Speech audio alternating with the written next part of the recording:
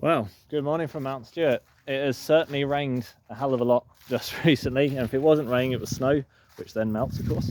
And well, everywhere's pretty wet, so obviously the green trail's closed and things like that.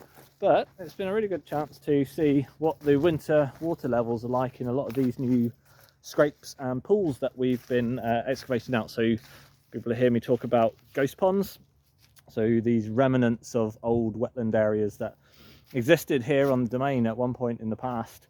We've been working through restoring at least one of these every year for the last few years, and actually we did two this year. So previous video, remember the one just down here on the South Moor, and just over here in the orchard I managed to squeeze in another. So we were doing the orchard anyway. I was in here with the excavator. Well, let's get this one restored at the same time, and it's a cracking little dipping pool from what I can make out from the old mapping.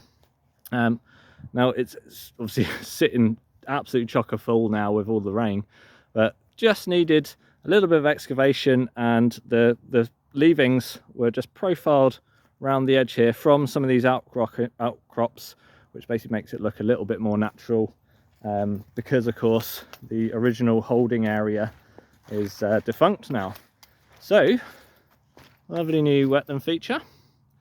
Be interesting to see. It's also actually all stirred up. There were a load of teal on this earlier on, which I flushed just coming up to have a look. So you can see the orchard field here does actually sit quite wet in winter. You can see a lot of the rush down here, really shallow bedrock in this area. So there's lots of little stranded water tables here, there and everywhere amongst these little mini drumlins. So fantastic little site. And of course the orchard itself is finished, as you saw in Rachel's video.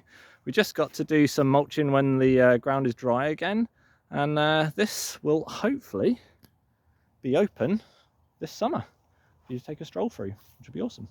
So we'll see you next week.